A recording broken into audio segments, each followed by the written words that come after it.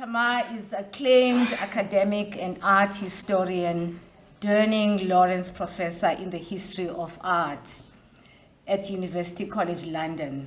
She graduated from the Michaelis School of Fine Arts, University of Cape Town. That was the first degree. She is South African, with a BA degree in arts and 2 MAs in arts education from the Institute of Education, University of London, and in art history from the Koorland Institute of Art, Koorland Institute of Art.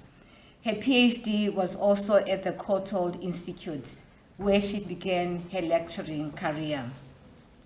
Professor Garb's research interests have focused on questions of gender and sexuality, the woman artist and the body in the 19th and 20th century, as well as more recently, post-apartheid culture and arts in and from South Africa.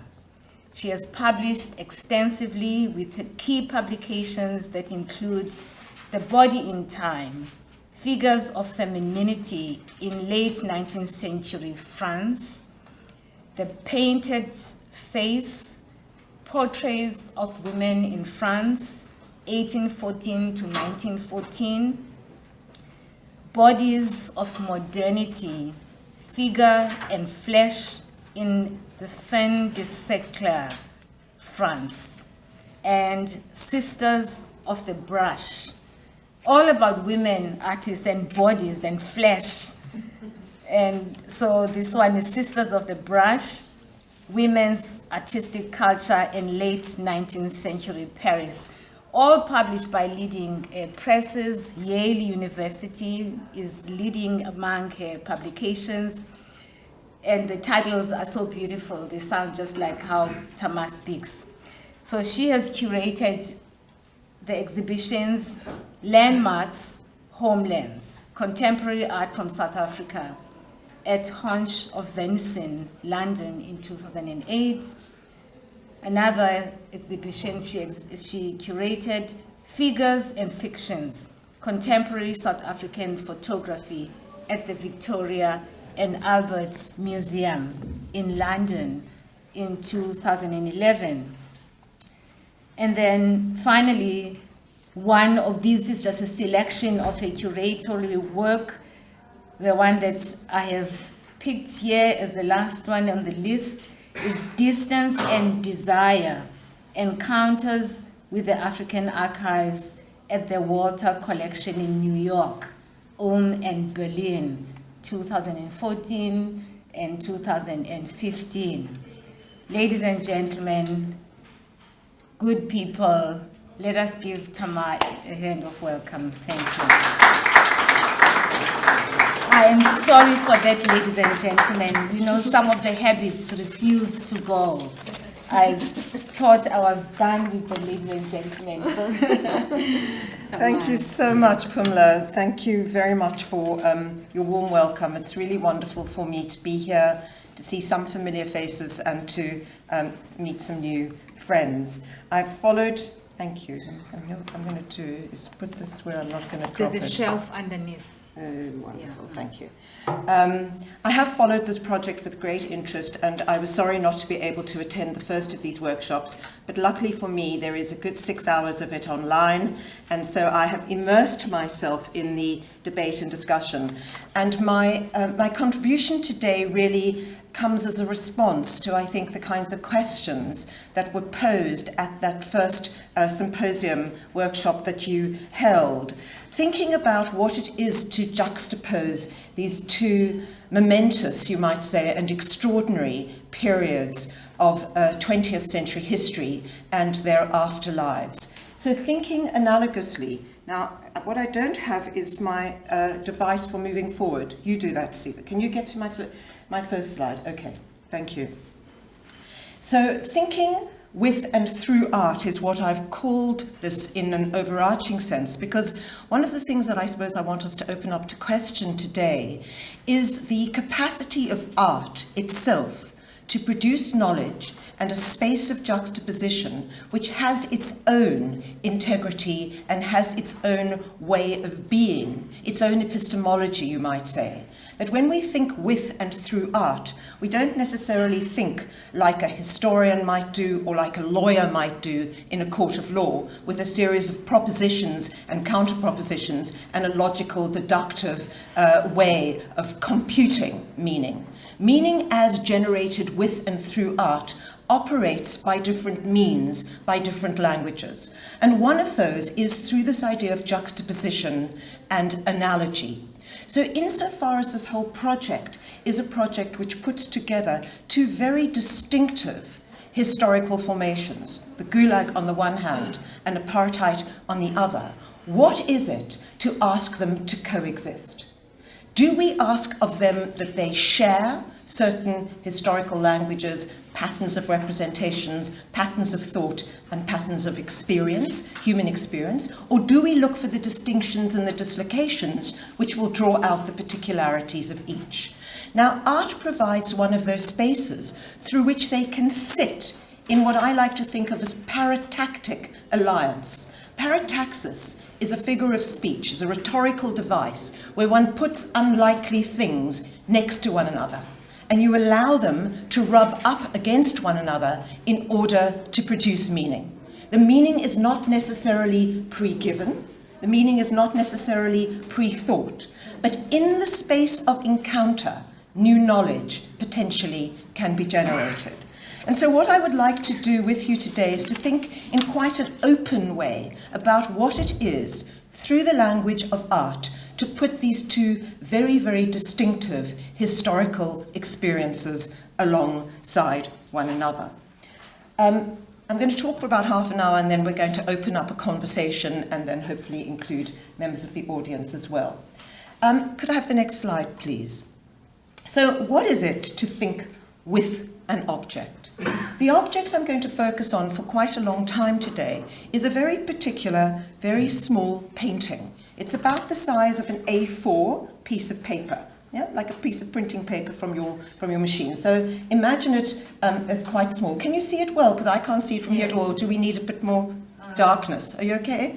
Because we could just, maybe if you wouldn't mind, just the one blind there to just stop the reflection. Just to get, because it is, one of the things that I want to think about with you today is that when one thinks with, a little slower, okay, just warn me because I can sometimes accelerate. When it's a matter of thinking with and through an object, attendance to the materiality of the object is absolutely crucial, because the meaning of the object, thanks Koorland, I think that is better. The meaning of the object is not only iconic, the meaning of the object is also material. And one of the ways of attending to the physical materiality of the work of art is to pay attention to what composes it as a material object. So this little thing, as I say, A4, is made of wood. In fact, it's made on an old 19th century frame. Old piece of wood from the 19th century. It's very important that you see the grain. It's made by sticking frayed pieces of fabric, hessian, onto this piece of wood in order to construct this tree. And then, as you will see, little flowers, collaged little flowers, and I'll talk a little bit about their origin in a minute, are placed onto the tree. Next, please. You will see that the back of the image, I want to show you the back of the image. So next, please, Caesar. Going forward. Yeah, this is the back of the image. Backs, for those of us as art historians, we are just as interested in the backs of objects as the front, because we're interested, a work of art is a material thing. It's not just something you find on Google Images, which is just a series of icons. It is a thing with weight. It is a thing that you can carry. It hangs, it's propped, it hangs on a wall, it's a thing.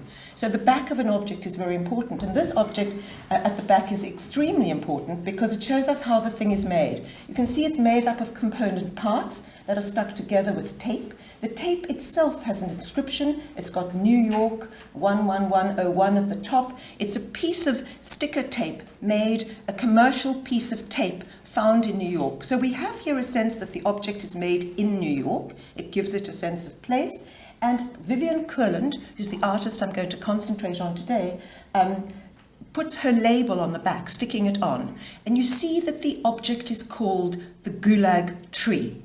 Now, Koorland is a South African-born artist, currently resident in the United States. So she's a South African-American who is involved in multiple histories, and often the works function as these kinds of palimpsestic arenas in which the layerings of history from different spaces are composed and put together in unlikely juxtaposition, you might think. So we're going to go on to this idea of what an unlikely juxtaposition is and what it might help us to think with. Can you just give me the next detail, please? I want to show you. Okay, that just shows you the label, and the next one.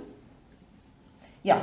When you start looking now at the work and we enlarge it, you'll see that on this tree are little bits of newspaper. They come from the New York Times. So we're dealing here with a mapping of the world, which we're going to see has apartheid South Africa, the Soviet Union, and New York, where the artist is situated at the point of making, all cohabiting in this one small material object.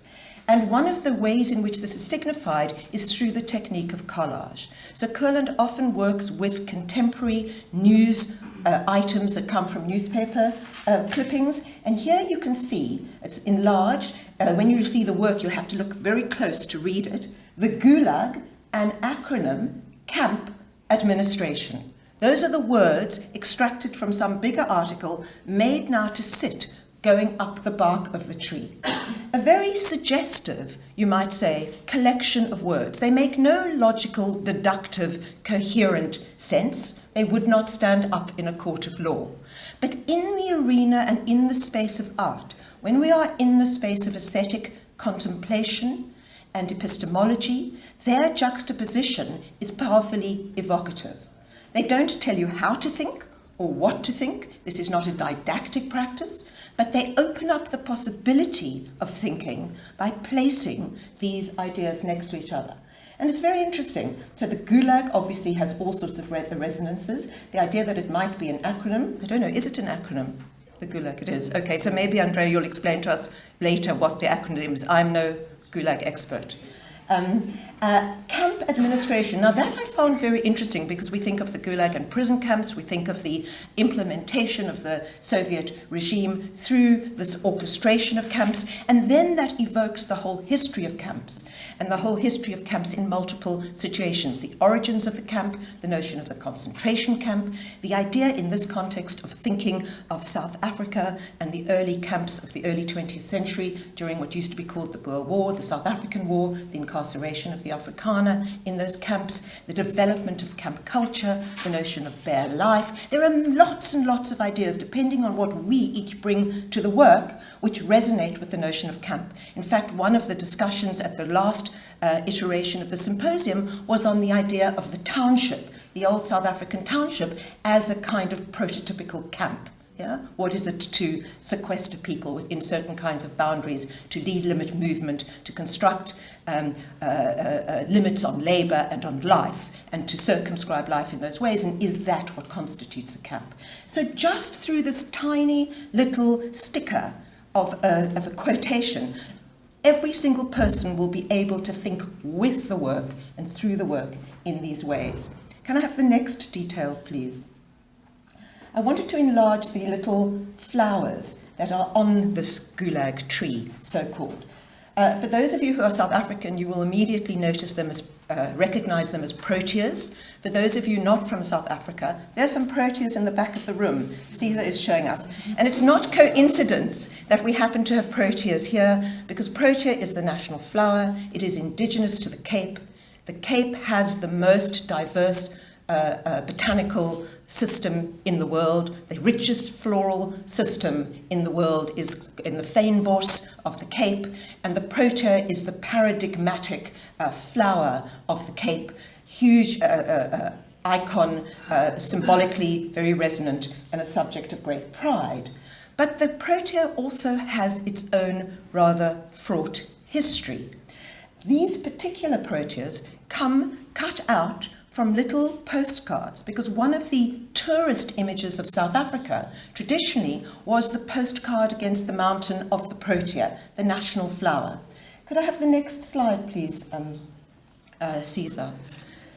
So just to show you the kind of historical symbolism that the protea had, from the 1970s on the left, you have, this is in the heart of the apartheid era, the protea was used very often as the national stamp. Your postage stamp was emblazoned with proteas. Yeah, it was the pride of the local flora, and it came to be a national symbol associated at that point to some extent with white supremacy, because the protea also was the icon that identified certain sporting teams like the South African cricket team, who are still called the Proteas, and at this very moment that the protea is this great big proud symbol of South Africa, it's also the insignia that describes exclusively racialized white sports team. So it's a vexed and compromised symbol. It is not a neutral symbol.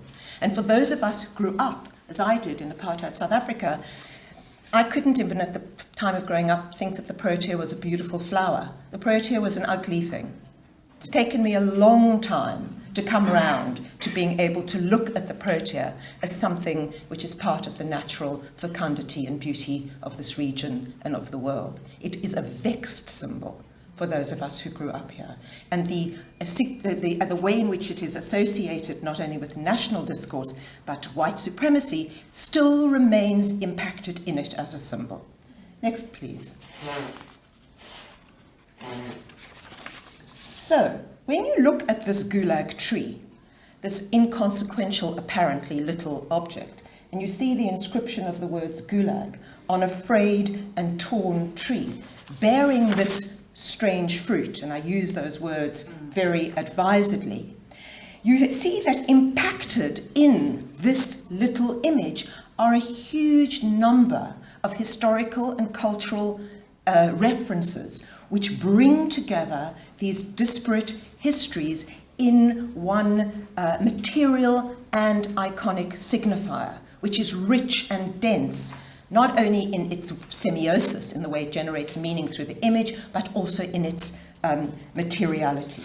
It's made through a very physical way of sticking and pasting and putting together objects in these, you might think of poetic alliances and analogies. Next, please. Now, there is another little verbal inscription. Next slide. Here we are. In the top, oops, no, back, sorry, Caesar. Yeah. This bit here, I now am away from the mic, is there. Yeah? If you look at that over there, there's another little bit of text which says, the former Yugoslavia. That helps us to date this work to some extent. I mean, we know that Koorland dated it for us at the back. But if we're talking about the former Yugoslavia, and you're talking about the Gulag, and you're talking about the protea, you're looking back historically, and the work itself becomes a kind of dense archive in which different histories are collected. So the former Yugoslavia invokes the breakup of the Soviet Union and what happened after the dissolution of that order that the Soviet Union had kept in place, and in which the Gulag, of course, was one of the mechanisms of keeping that system, or at least the Soviet system of repression and censorship was one of the mechanisms of keeping that in place. So another thing that then becomes very interesting to think with is, of course, if we think about what produced the end of apartheid, there are many, many different historical narratives that will explain why and how apartheid ended. Was it the liberation struggle? Was it just the end of the road for white supremacy and capitalism in the way in which it was lived? Was it the end of the Cold War, 89, and the fall of the Berlin Wall, which meant that Britain and the US didn't have to prop up South Africa anymore, which they had done through the whole of the apartheid era? How do all of these come together to provide the circumstances through which apartheid is no longer a tenable social structure, or it's no longer worth the efforts, huge efforts, military and economic, of those powers like the United States and Britain to prop it up, even though the struggle, of course, had been going on for so long. So how we understand the breakup of apartheid is often understood in conjunction with the end of the Cold War, the breakup of the Soviet Union, the fall of the Berlin Wall, and the coming together of the liberation struggle and the efforts of people here, together with a world order, a global order, which produced a new kind of reality through which a new order could become to be established. So this little work is not telling us what to think. We have to bring to it a whole lot of other kinds of knowledge. These words might prompt all kinds of research, but it brings together the conjunction of all of these different possibilities, for thinking. It also brings together the idea that you are juxtaposing different forms of tyranny and different forms of oppression. Once you have the Gulag and apartheid, as signified here by the protea, placed alongside each other, it begs the question. It asks the question, what did they have in common? Why can they sit together in one space? Is it about systems of tyranny? Is it about systems of oppression and censorship? Is it about the way that art in both the Gulag and apartheid were taken seriously, so seriously that they were disallowed, and censorship became an absolutely crucial technology of continuing that social order? So, it asks us to think about that, as well as the cost to human life, to human dignity, to human freedom, to all the ways in which we understand what full human capacity is. So this idea of juxtaposing different historical regimes, situations, realities, and posing the question of their analogous conjunction is, I think, crucial here. And next slide, please, Caesar. I just wanted to show you another example of an artist who I've worked with a lot, and I talked a couple of years ago when we had our panel here on trauma and afterlife. I talked at length about this photograph by Santu Mofokeng, one of the greatest of South African artists, photographers. This is a photograph that Mofokeng made at Auschwitz, where he photographs himself reflected in the window, the vitrine of the Auschwitz Museum. And he sits there like a silhouette, a black shadow, that what you see in the picture is actually behind him, the museum behind him being reflected in the mirror. So it is a whole illusory image in which he implots his own silhouetted body in the Auschwitz Museum. Yeah? And I can talk at length about this another time. I'm not going to talk about it now because I don't want to take up that time. But it interests me because of the way in which it proclaims Mofokeng's presence in the face of the suffering of others. And I want to talk a little bit today about the concept of sympathy, which I'm going to come to as we go on. People usually use the concept of empathy. Empathy is the one that is now most available to cultural theorists. And the concept of sympathy, which goes back to 18th century philosophy and about which there's a lot to say, and we'll say some of it, I hope, in discussion. The concept of sympathy, which means being with suffering, being with pathos, being with pathos suffering, being with the suffering of others as like subjects, not as subject-object, not as observer-observed, but as like subjects in a conjunction of equal, in creating the terms for a social encounter in which people can be with the suffering of others. To me, this is an example of a kind of sympathetic alignment, but not an identificatory fusion, which would take one to empathy, potentially.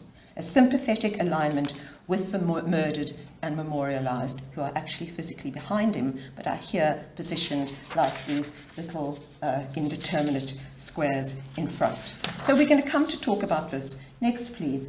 It evokes a whole tradition within South African visual representation and aesthetic regimes of the juxtaposition of South Africa and South African apartheid and the Holocaust.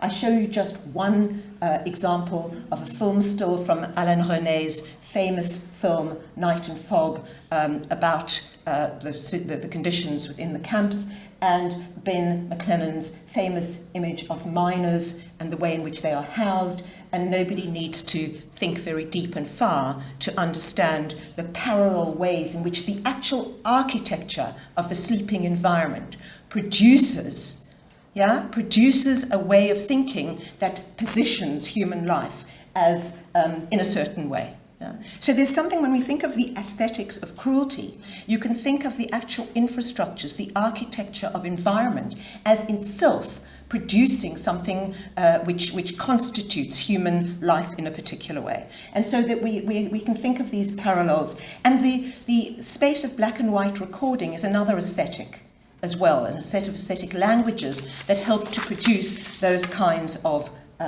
conjunctions. So there's a lot of literature and a lot of thinking about what it is to think with these kinds of disparate historical situations, but which nevertheless have formal infrastructural parallels which produce analogy. Yeah? Which doesn't mean they're exactly the same. Of course they're not. They're different historical situations. But it does open up and beg the question of where similarity can be sought. Next slide, please.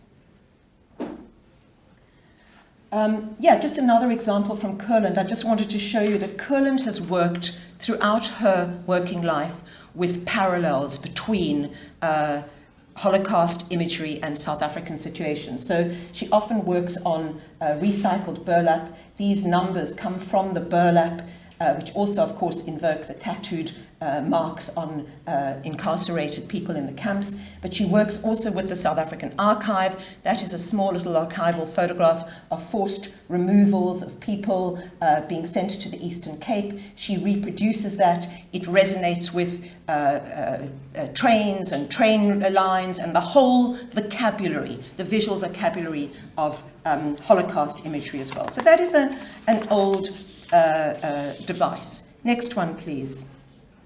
And Koorland works a lot with picking up quotations of things from archival sources. So this, for example, is a Gulag prisoner number. All she does in that work is just reproduce it, enlarge it, place it on a painting, recontextualize it. So one of the ways in which art produces different kinds of knowledge is to take stuff from the archive, extract it from the normal or usual situation in which it resonates and has meaning, and by recontextualizing, repurposing, defamiliarizing, asking us to attend to it differently. So when you realize that B1930 is the number assigned to a human being, same as in the concentration camps, then, and you see it enlarged on a painting, the question of what constitutes a human life, how it can be reduced to a number, how it can be enlarged and placed on an image, becomes one of the questions that the painting asks us to think about, even if it's not a didactic way of producing that. Yeah? It's an anti-didactic art, which is extraordinarily suggestive and poetic. And it comes to that part, I suppose, that understanding of the aesthetic and poesis as a means of making knowledge, producing knowledge, but without prescribing what is thought in the face of knowledge. And decontextualization and defamiliarization is one of those devices. Next, please. So back then to our little Gulag tree. Just quickly, this is a space for thinking together, for putting these histories alongside each other and trying to think with resonance, what happens when they resonate with one another. I'm going to show you another work, series of works that Koorland produced that also ask this question. So these are a series of objects called mute pianos that she made in the early 2000s. You can see they're made of wood. They are mute in the sense that they have no sound. They look like pianos. They have the piano keys. They're made very, very tactilely as material objects. And you look at them and you first might think, well, what on earth does this have to do with the conjunction of the Gulag and Apartheid? Yeah, we have these boxes made to look like pianos. But the source of these works in Koorland's oeuvre is very interesting. Next, please. And it's a very nice story, because often the way in which these conjunctions and juxtapositions work is not just because of some theoretical proposition or intuitive understanding that the artist has, but because of historical events or biographical events in the artist's life, which produces the conditions for this kind of juxtaposition. So this is the source of the image. This is a postcard. The postcard comes from the Riga Museum. Riga, for those of you who don't know, is the capital of Latvia, one of the Baltic states, was part of the Soviet Union. And the piano, this mute piano, was constructed in the 1950s for the Latvian composer Jānis Līsītis, L-I-C-I-T-I-S, I don't know his work. He was incarcerated in one of the camps in the Gulag, and one of the things he did when incarcerated was to make a wooden piano, a silent piano, a mute piano. So once you have that knowledge, that opens up all sorts of questions. A composer making a piano, carving a piano out of wood in a camp, in a prison camp. Maybe he plays it imaginatively. Maybe it's a form of resistance against the stifling of creativity that the situation of the camps was meant to produce. And we know from the work of Andrea and others that in fact creativity in the camps was enormous. There were theatre groups, there were music groups, there were concerts. People in all sorts of circumstances find ways to express what is their humanity and to produce art in the face of terror.